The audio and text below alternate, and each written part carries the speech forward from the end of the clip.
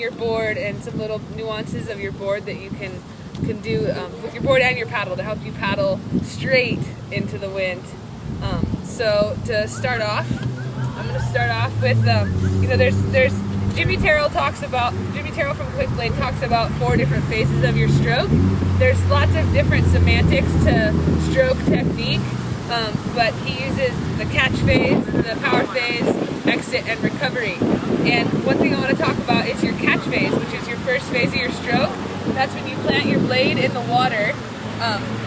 And essentially it's the most important part of your stroke because it's the first phase. If you screw up that phase, chances are that all the other phases are going to be screwed up as well. So ideally in your catch phase, you want to have your paddle shaft straight up and down.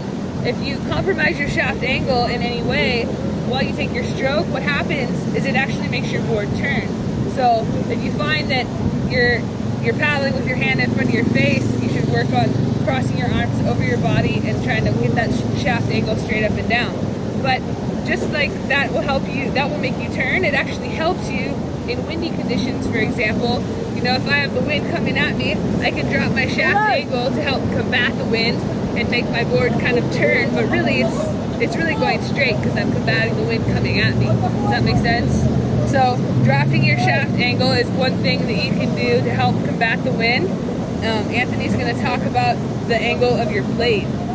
So we're talking about going upwind, but also maybe a little bit of side wind as well. So you really want to try and maximize how many strokes you get per side. And we've all had those crosswind days where you get like 2 strokes on one side and then 100 on the other side.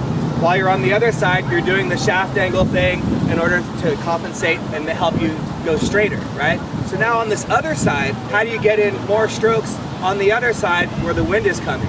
To combat the one side, you go shaft angle. That's going to help you kind of get that way. Now you've switched sides. You've got to paddle on the other side now. So how can you get in strokes on the side where you kind of have the wind coming against you? Okay, we all know our top hand's really in control of the paddle, right? Your top hand, you know, when you exit recovery, your top hand is basically in charge. Your bottom hand's kind of a guide, right?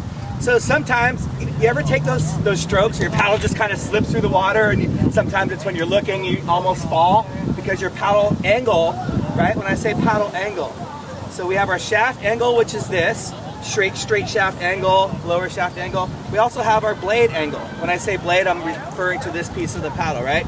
So our blade angle, sometimes on accident, we're just lazy. Sometimes our blade angle isn't exactly going perpendicular to the line of the center of the board, right? On accident. Think about if you did that on purpose, right? So sometimes a little bit of an adjustment of your blade angle in your regular stroke will help you go a little bit upwind. Does that make sense to you guys?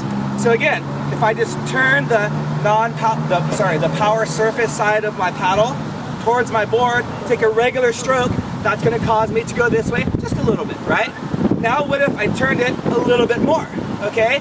And took a regular stroke, it's going to help me to go that way. So now maybe I'm on my left side, I can get in 4, 5, or 6 strokes, then I switch sides, and then I'm going to still not be able to get in, you know, I'm not going to get in 4, 5, or 6, it's going to still take 10 or 15 on this other side, but at least you can get a little bit of time to recuperate on this side. One more thing that can help as well is, along with adjusting your blade angle, you can also adjust the power phase of your stroke. So instead of going straight down your board, let's say I catch outside of my board a little bit and then pull towards me. What's that going to do? That's going to cause me to go a little bit kind of up against this side wind even more. So that will allow me to have more strokes per side, which is your goal, okay? And a lot of us do this just on accident, or we kind of just do it. But if you really think about it and think about the semantics and breaking down the stroke and actually practicing it, okay, it will help you in a variety of windy conditions along with this tip as well. Yeah, and to demonstrate, like on these sides, so you can even, your shaft, your blade angle changes, and it's like you're grabbing the water, almost like a reverse J stroke, if that makes sense. And the next one is, of course, we've all heard of the Connor Baxter. And that's where you're choking down on your paddle. that's something that really helps in a variety of conditions, especially the wind, because you're getting lower on your board, so the wind, you're more aerodynamic, but you actually have a lot more control over your paddle. Just like if you paddle canoe, it's, you have a lot of control. Your hand's really close to the blade, right? So the closer you get your hand to the blade, the more control you're going to have over your paddle, the more power you're going to have. You're going to be lower and out of the wind. And this is something that you definitely want to practice because it's hard on your back muscles, and it definitely takes an adjustment. But, widening your grip and getting your hands as low to the paddle as you can, and Connor backstring it. How many people have tried the Connor Baxter? Okay, a few. I was against it, but I'm like, why not try it? So I practiced it for about 3 months, and then we just had a race in Florida, and Florida was just howling wind, and I was going straight up wind, and I was dead, and I was like, okay, I've been practicing it, why not use it? And I was like, whoa, but it takes a lot more energy, if you're not used to it, right? So maybe I was doing it for like a minute, and then I'd get back to my regular stroke, just something to switch the muscles. It's like, they call it prone paddling, right? But I can't call it, it's traditional paddleboarding. Why? Because you're on your knees more than you're laying down if you're going fast. So you're switching your muscles when you're paddleboarding, right? So in stand-up, you should try to develop different strokes and stroke techniques in order just to switch up your muscle techniques, okay? And the last little tip before we ask Riggs or Morgan to add anything is just, if you just lean a little bit on one side of your board or the other, that will cause you to turn one way or the other. So if you just lean a little bit, or I like to think about it as taking weight off of one foot, right? So if I lean on my left foot, which way am I going to turn? Right. You're going to turn to the right, right? Which is a little bit weird, but you're going to lean and you're going to eventually turn to the right. Not like a drastic turn, but it's a lean turn, okay? And a lot of us do it naturally, but if you think about it and practice it, it will definitely help. Now think about if you add the lean with the shaft angle or the blade angle, and now that's one more thing that you can do in order to help get more sides per stroke, which is the goal, which will help you go straighter and get to your goal the fastest. And along with leaning, something, because you don't really want to put a lot of, if you have to lean for a long time, sometimes I just adjust my feet a little bit. So most of the time we're paddling parallel, but if you just adjust your feet this way or that way, you'll find that turn just a little bit, right? Which a little bit combined with a little bit and a little bit, that will help for a lot of it. Okay, Riggs or Morgan does a lot of paddling in the wind. Anything to add, subtract, multiply, or divide? That was good. Everything I taught you. Are you proud? They learn fast. Riggs, anything? I missed it. I'm sorry, I had to go talk to the family. Oh, you were talking. Oh, okay. And one more thing, when you're sorry. paddling into the wind, just think mind over matter. When you're getting tired, tell yourself mind over matter. Naturally when the wind is pushing against your body, you feel that resistance and you think, oh, my arms are going so much slower. But really, if you were to stand, it's breezy right now, I can move my arms, right? Just as fast as if there was no wind at all, right?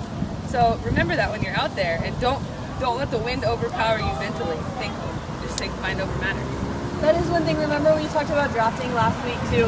When you're going upwind, if possible, hop right on someone's draft because they're gonna take the wind for you, and so that's gonna make you're gonna be in their wind shadow, and so it's gonna make your life a lot easier. So if you can, Yeah. hey Candice. Very true. Anyone have any questions or anything? And there's water and chop coming at you as well. That sometimes you're going to be going through the water while you're feathering as well, right? And it's great to keep your paddle during the exit recovery super low with the feathering, because I'm in wind, I'm going, and then boom, I'm right there to brace, and then I can continue paddling after that. So feathering, very, very important in the wind and also through water. Sometimes in super windy conditions, I will actually feather through the water so that my paddle is always in constant contact with the water so that I'm ready to brace anytime so that I don't fall.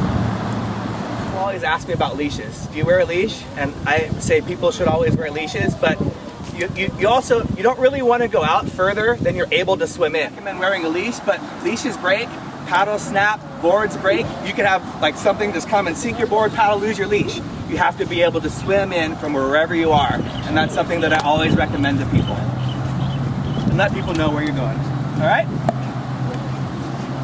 Sound good? Yeah.